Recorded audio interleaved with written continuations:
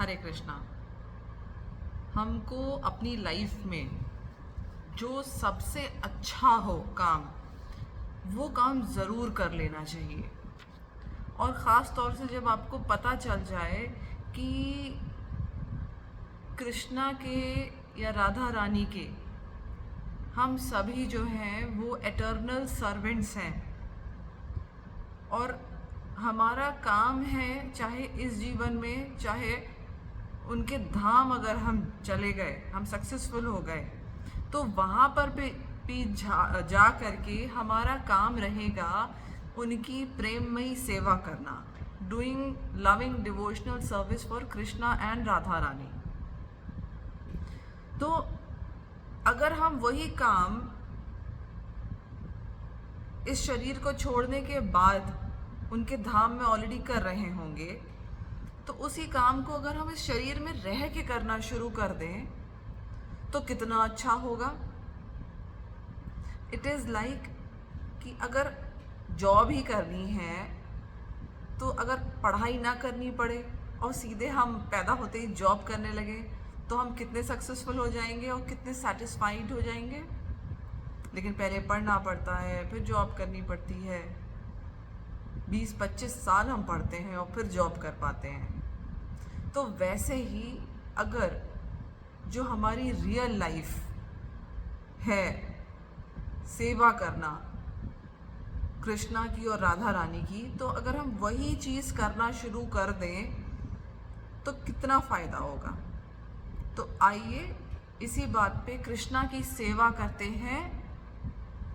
Chapter 8 पढ़ करके आज भगवद गीता का मैं पढ़ करके सेवा करूंगी। आप इस चैप्टर को सुन करके कृष्णा की सेवा करेंगे, अगर आप इस चैप्टर को ध्यान से सुनेंगे तो। ये आता है किसमें? नवदा भक्ति में भी। श्रवणम कीर्तनम, है ना, श्रवण करना, कीर्तन करना। तो चलिए हम शुरू करते हैं। तो चैप्टर 8 से अर्जुन ने कहा, हे भगवान, हे पुरुषोत्तम, ब्रह्म क्या है? ब्रह्म क्या है? आत्मा क्या है? सकाम कर्म क्या है? यह भौतिक जगत क्या है? तथा देवता क्या है? कृपया करके यह सब मुझे बताइए।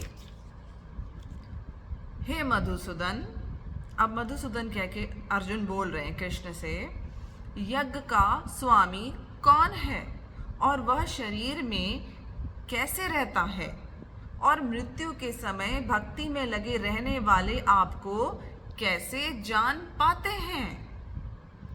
जो क्वेश्चन हमें पूछने चाहिए वो अर्जुन पूछ रहे हैं।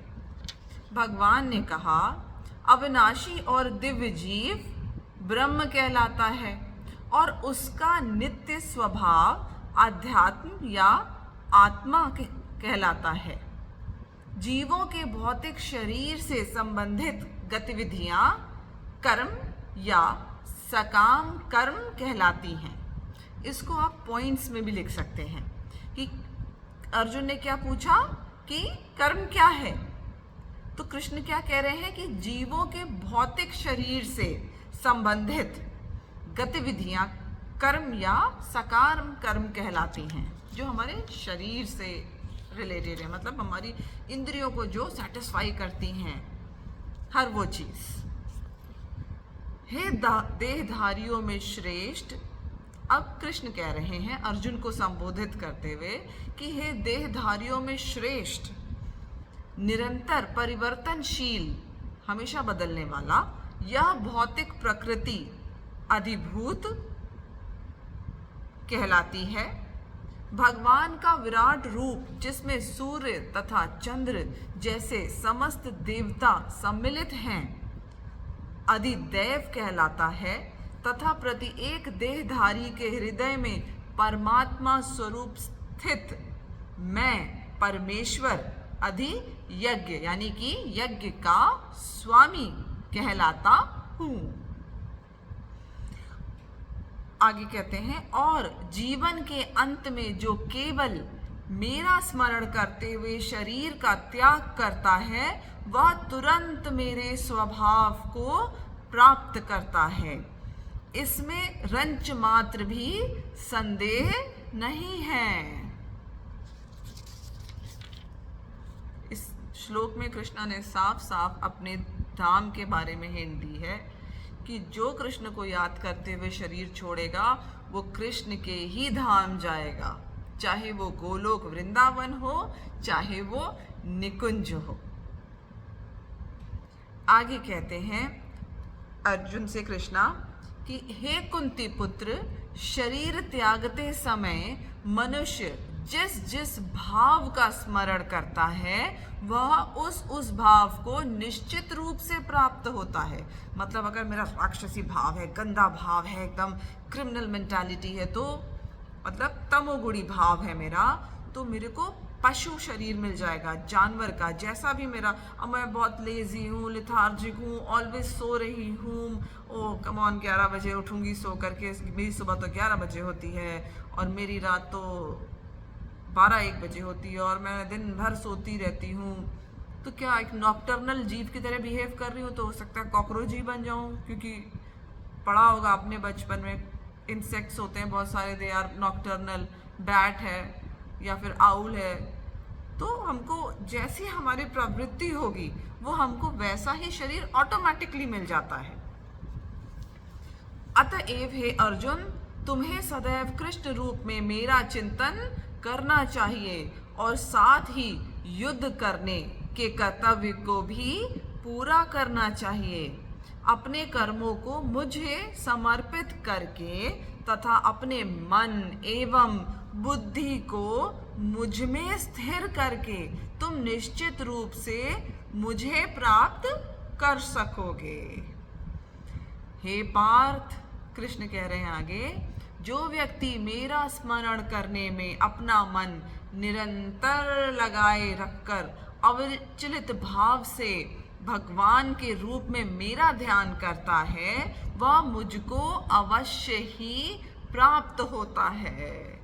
आधे लोग तो दुनिया में ऐसे हैं जो कृष्ण को भगवान ही नहीं मानते हैं, तो हमें बिल्कुल ऐसा नहीं सोचना चाहिए, नहीं तो सिर्फ नुकसान होने वाला है। क्योंकि कृष्ण इतने अच्छे हैं, इतने अच्छे हैं, राधा रानी इतनी अच्छी हैं कि उनसे ज़्यादा आपको कोई feeling of love, emotion, care कोई नहीं शो कर सकता है जितना कृष्ण और राधा रानी आपके लिए करते हैं और सोचते हैं।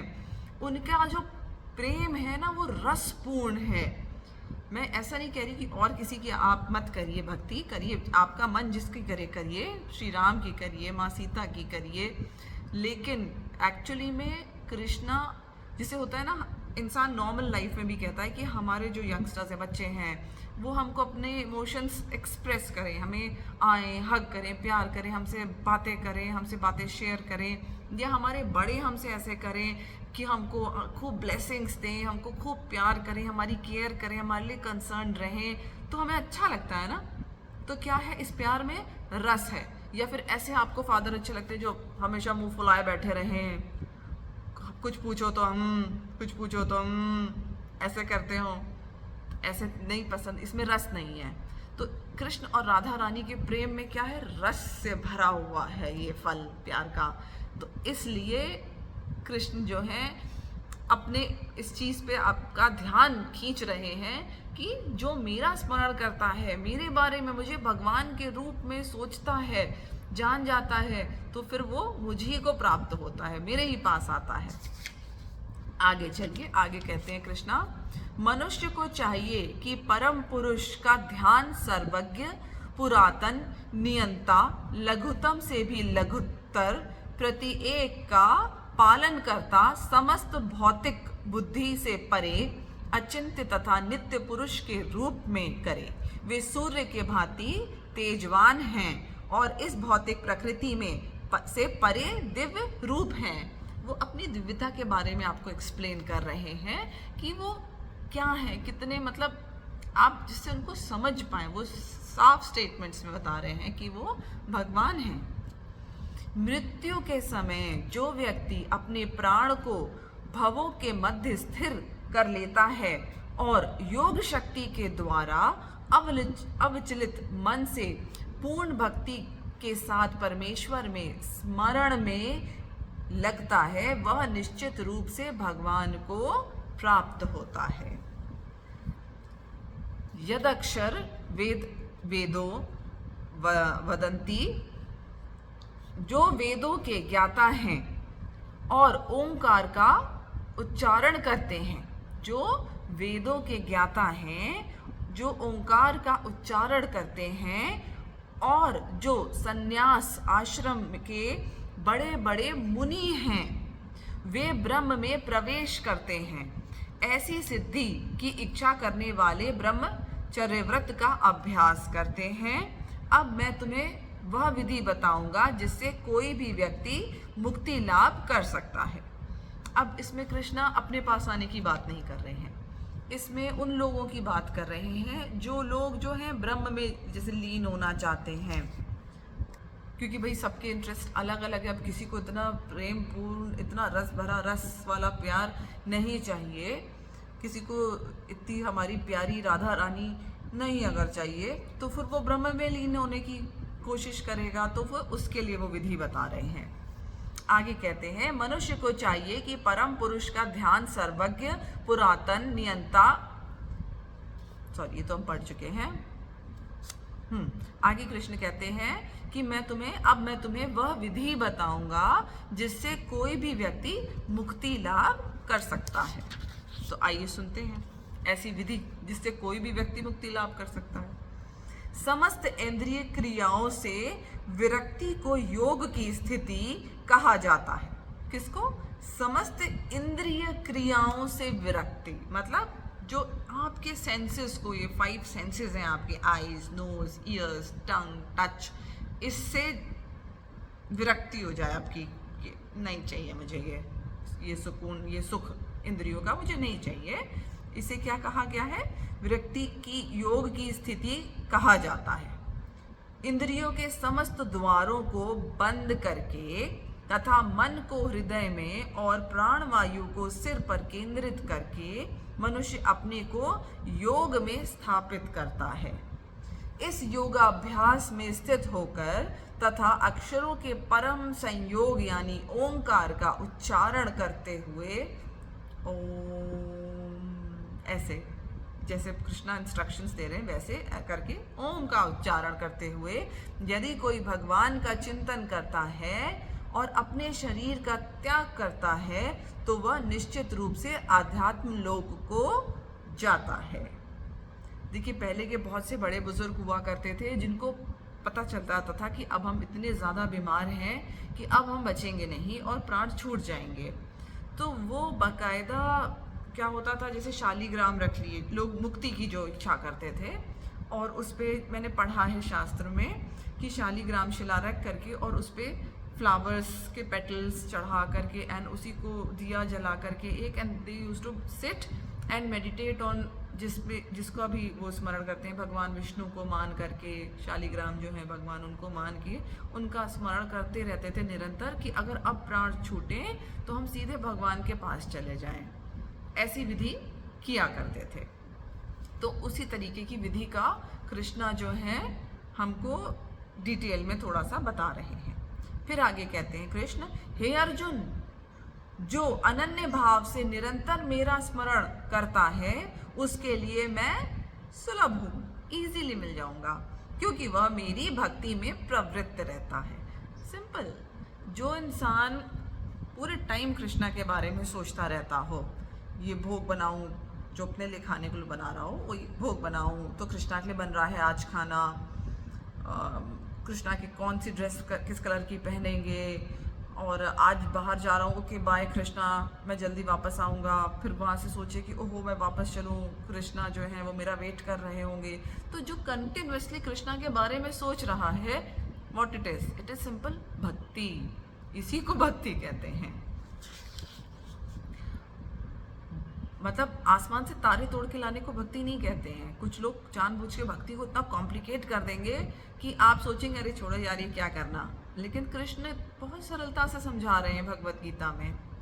मुझे प्राप्त करके, कृष्ण कह रहे हैं, मुझे प्राप्त करके महापुरुष जो भक्ति योगी हैं कभी भी दुखों से पूर्ण इस अनित्य जगत में नहीं लौटते, क्योंकि उन्हें परम सिद्धि प्राप्त हो चुकी होती है।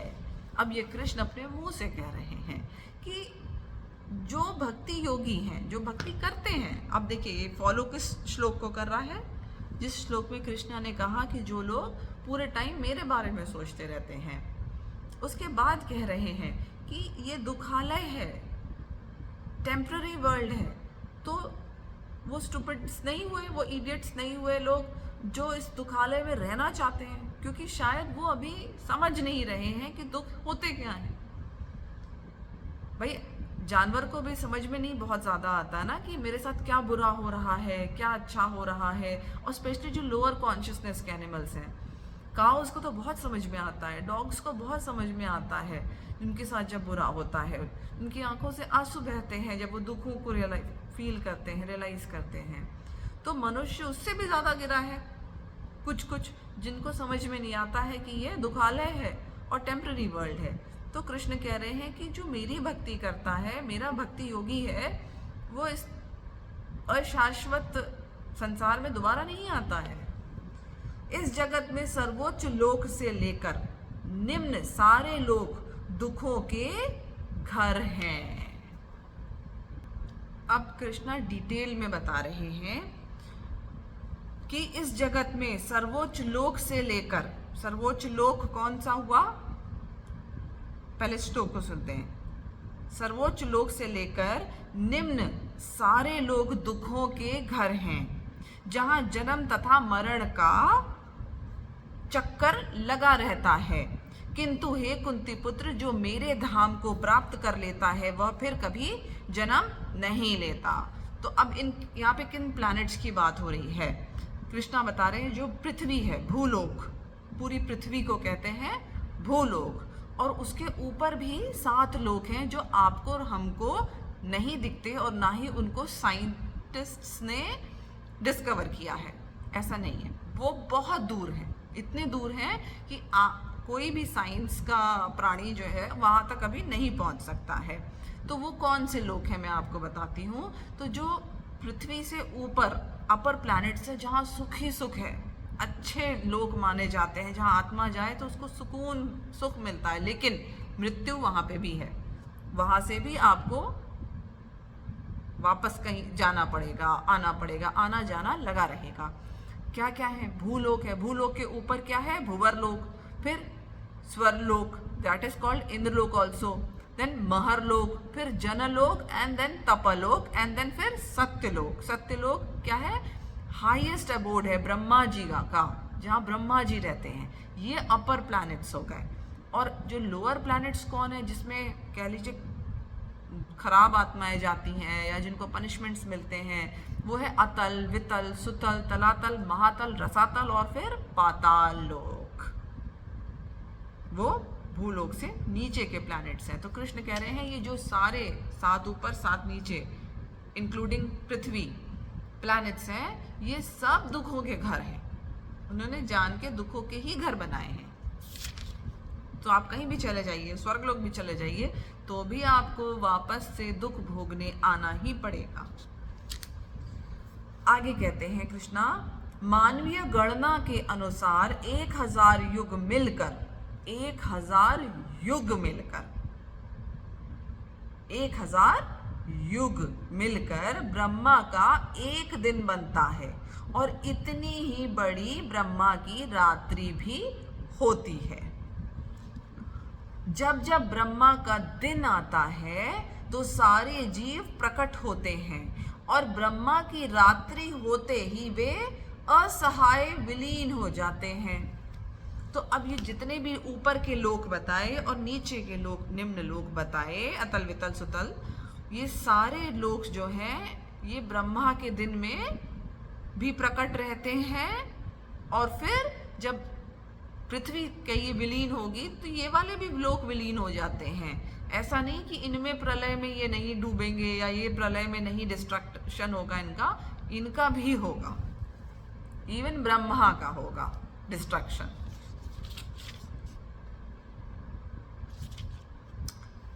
इसके अतिरिक्त एक अन्य अव्यक्त प्रकृति है। अब इस सब के अतिरिक्त जहाँ तक अभी साइंस नहीं पहुँची है, आप हम नहीं पहुँच सकते, इतने लोग हैं, ऊपर 7 लोग, ऊपर 7 नीचे, इस पूरे लोगों का जो ये बॉल है कह लीजिए, इसके अतिरिक्त एक भगवान ने क्या बताया, अव्यक्त प्रकृति है। अव्यक्त मतलब जो अभी हमें व्यक्त नहीं हुई है, दिखती नहीं है, किसी को पता नहीं है, और जो देवी देवता हैं उन लोग भी नहीं वहाँ जा सकते हैं, क्योंकि वो अव्यक्त प्रकृति है, कृष्णा की है, जो शाश्वत है, परमानेंट है, और इस व्यक्त तथा अव्यक्त पदार्थ से परे है। ये जो व्यक्त पदार्थ है जो हमें दिख रहा है, इससे बिल्कुल परे है, ये सीक्रेट कह लीजिए। यह परा श्रेष्ठ और कभी नाश न होने वाली है। जब इस संसार का सब कुछ लय हो जाता है तब भी उसका नाश नहीं होता। तो ये सारे जो हायर प्लैनेट्स हैं, अपर प्लैनेट्स, लोअर प्लैनेट्स, ये जिनका नाश हो जाएगा, इवन ब्रह्मा तक का नाश हो जाएगा, तो भी एक ऐसी दुनिया है कृष्ण की जिसका नाश कभी नहीं होता है, जिसे वेदांती अप्रकट तथा अविनाशी बताते हैं, जो परम गंतव्य है, that is your final destination, जिसे प्राप्त कर लेने पर कोई वापस नहीं आता, वही मेरा परम धाम है। इवन ब्रह्मा का जन्म जो लेते हैं, वो जब खत्म होगा सब उनका समय, एक दिन एक रात खत्म होगी ब्रह्मा की, और जब प्रलय में वो विलीन हो जाएंगे, तो फिर ब्रह्मा भी अपने कर्मों के हिसाब से फिर से बर्थ लेंगे। तो जब ब्रह्मा जैसे लोग भी बर्थ लेते हैं और उनकी डेथ होती है, तो हम क्या हैं, हम किसी भी लोक में नीचे वाले चले जाएं, हमें फिर से इसी साइकिल में फंसना पड़ेगा। इसीलिए कहते हैं कि मनुष्य का जो शरीर मिलता है, स्पेशली दैट टू पृथ्वी पे जब आते हैं, या मृत्यु लोक में देवी देवता भी आते हैं, तो they want to come on earth, जिससे वो भक्ति कर सके। क्योंकि देवी देवताओं की भी जो स्वर्ग लोक में भी कह लीजिए शरीर मिलता है, दैट इज भोग योनि, सिर्फ भोग करने के लिए, एंजॉय करने के लिए होती है, वहाँ भक्ति पॉसिबल नहीं है, वो सिर्फ पृथ्वी पे ही पॉसिबल है। तो देवी देवता तक चाहते हैं कि हम पृथ्वी पे जाके भक्ति करें, जिससे कि हम कृष्णा के धाम को चले जाएं। आगे कहते हैं कृष्णा, भगवान जो सबसे महान है, अनन्य भक्ति द्वारा ही प्राप्त किए जा सकते हैं। जो भगवान है, चाहे वो प्रभु श्री राम हो, माँ सीता हो, राधा रानी हो, कृष्ण हो, वो अनन्य भक्ति से ही मिल सकते हैं। यद्यपि वे अपने धाम में विराजमान रहते हैं, वो अपने धाम में ही विराजमान रहते हैं, तो भी वे सर्वव्यापी हैं, ओमनी प्रेजेंट हैं, और उनमें सब कुछ स्थित है। ये सब कुछ उनमें स्थित है, ये कृष्ण साफ साफ कह रहे हैं। हे भरत श्रेष्ठ, अब मैं तुम्हें उन विभिन्न कलाओं को बताऊंगा जिनमें इस संसार से प्रयाण करने के बाद योगी पुनः आता है अथवा नहीं आता। और भी कुछ चीज़ें हैं जिसमें इंसान को मुक्ति मिल जाती है और या फिर नहीं मिलती है। जो पर ब्रह्म के ज्ञाता हैं, जिनको ब्रह्म क्या है, तपस्या वगैरह करके समझ में आ जाता है, वे अग्निदेव के प्रभाव में, प्रकाश में, दिन के शुभ क्षण में, शुक्ल पक्ष में, या जब सूर्य उत्तरायण में रहता है, उत्तरायण आता है ना जब जनवरी में, मकर संक्रांति आप लोग बनाते हैं, तो क्या होता है, सूर्य किस में आता है, उत्तरायण में।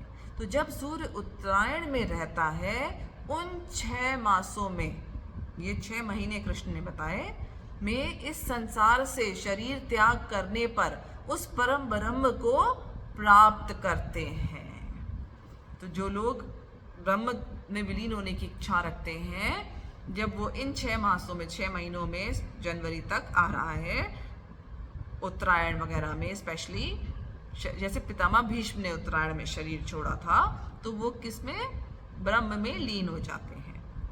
जो योगी धुएं रात्रि कृष्ण पक्ष में या सूर्य के दक्षिणायन में, उत्तरायण में नहीं, दक्षिणायन में रहने के 6 महीने में दिवंगत होता है, वह चंद्रलोक को जाता है, किंतु वहां से पुनः पृथ्वी पर चला आता है।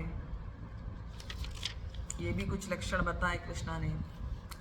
अब ये भक्तों के लक्षण नहीं है, क्योंकि भक्त तो चाहे किसी भी क्षण मरे, पूरे साल में, दिन में मरे, रात में मरे, उत्तरायण में मरे, दक्षिणायन में मरे, लेकिन अगर वो कृष्ण को स्मरण करते हुए मरता है तो वो कृष्ण के धाम को ही जाता है, उसके लिए ऑल टाइम फ्री टिकट। वैदिक मत अनुसार इस संसार से प्रयाण करने के 2 मार्ग हैं, एक प्रकाश का तथा दूसरा अंधकार का। जब मनुष्य प्रकाश के मार्ग से जाता है तो वह वापस नहीं आता, किंतु अंधकार के मार्ग से जाने वाला पुनः लौट आता है। इसमें प्रभुपाद एक्सप्लेन कर रहे हैं, आचार्य बलदेव विद्याभूषण ने छांदोग्य उपनिषद से ऐसा ही विवरण उद्धृत किया है, जो अनादिकाल से सकाम कर्मी तथा दार्शनिक चिंतक रहे हैं, वे निरंतर अवागमन करते रहे हैं। वस्तुतः उन्हें परम मोक्ष प्राप्त नहीं होता, क्योंकि वे कृष्ण की शरण में नहीं जाते। जो कृष्ण की शरण में नहीं जाते फिर वो वापस आना पड़ता है। हे अर्जुन, यद्यपि भक्तगण इन दोनों मार्गों को जानते हैं, किंतु वे मोहग्रस्त नहीं होते, अतः तुम भक्ति में सदैव स्थिर रहो। स्थिर रहो, भगवान कहते हैं कि पता भक्तों को सब होता है, सारे मार्ग पता होते हैं कि हम वहाँ जाएंगे तो कहाँ चंद्रलोक चले जाएंगे और ब्रह्म में लीन हो जाएंगे और स्वर्ग भी होता है, वहाँ मजे कर लेंगे, सब कुछ पता है भक्त को, बट वो सिर्फ कृष्ण को ही चाहता है, उसको और कुछ नहीं चाहिए। हे अर्जुन, यद्यपि भक्तगण इन दोनों मार्गों को जानते हैं, किंतु वे मोहग्रस्त नहीं होते, अतः तुम भक्ति में सदैव स्थिर रहो। जो व्यक्ति भक्ति मार्ग स्वीकार करता है वह वेदाध्ययन, तपस्या, दान, दार्शनिक तथा सकाम कर्म करने से प्राप्त होने वाले फलों से विचलित नहीं होता। वह मात्र तब कितना भी अच्छा पुण्य कर ले, उस पुण्य का उसको फल नहीं चाहिए होता है। वह मात्र भक्ति संपन्न करके इन समस्त फलों की प्राप्ति करता है और अंत में परम नित्य धाम को प्राप्त होता है। जब भक्त अच्छे कार्य करता है तो वो कृष्ण के लिए करता है, वो इसलिए नहीं करता है कि मैंने जैसे कन्या का विवाह करा दिया किसी गरीब की, तो वो ये नहीं सोचेगा कि मैंने बड़ा पुण्य किया, मुझे इसका फल मिलेगा, अब फंस गया वो अगर उसने ऐसा सोचा तो, क्योंकि वो फल भोगने के लिए उसे दोबारा जन्म लेना पड़ेगा, फिर से माँ के वूम में उसकी आत्मा एंटर करेगी, फिर वो 9 महीने तक अंधकार में, अंधेरे में फंसा रहेगा, सफोकेटेड, परेशान फील करेगा, फिर वो पैदा होगा संसार में, फिर वो थोड़ा बड़ा होगा, फिर वो नर्सरी, केजी, क्लास 1 पढ़ना शुरू करेगा, फिर एक लाइफ का स्ट्रगल शुरू होगा, फिर से जॉब ढूंढेगा, फिर से काम करने के लिए कुछ कोशिश करेगा, फिर से अर्निंग्स करेगा, फिर से फैमिली स्टार्ट करेगा, फिर से पूरा जीवन जी के फिर से मृत्यु प्राप्त करेगा। तो ऐसा भक्त नहीं करता है। जो भक्ति मार्ग को स्वीकार करता है वे क्या करता है कि वो जो भी पुण्य करेगा, अब उसने किसी कन्या का विवाह कराया तो कहेगा I give all the fruit of this action to Krishna, मैं ये कृष्णा की खुशी के लिए कर रहा हूँ कि मैं मरने से पहले मैंने समाज में कुछ अच्छा किया तो जिससे कृष्णा खुश हो, राधा रानी इम्प्रेस हो जाए मेरे से, कोई भी अच्छा काम वो करेगा तो वो सब कुछ कृष्णा को ही समर्पित करके करेगा, जिससे उसका फल उसे भोगने पृथ्वी पे वापस ना आना पड़े। और कुछ गलती भी होगी, चाहे कोई भी काम करे, वो कृष्णा को ही समर्पित करके करेगा, जस्ट बिकॉज कि उसको उस बात की सीरियसनेस पता है कि मुझे चाहे दुख के फल हो, खराब कर्मों के फल हो या अच्छे कर्मों के फल हो, उन्हें मुझे भोगना अगर पड़ा तो पृथ्वी पे फिर से आना पड़ेगा, शरीर लेना पड़ेगा, तभी तो भोग पाऊंगा उनको। तो इसलिए वो सब कुछ कृष्ण को समर्पित कर देता है, मुझे कुछ नहीं चाहिए, एवरीथिंग फॉर कृष्णा। तो ये चैप्टर 8 फिनिश होता है। हरे कृष्णा, राधे राधे।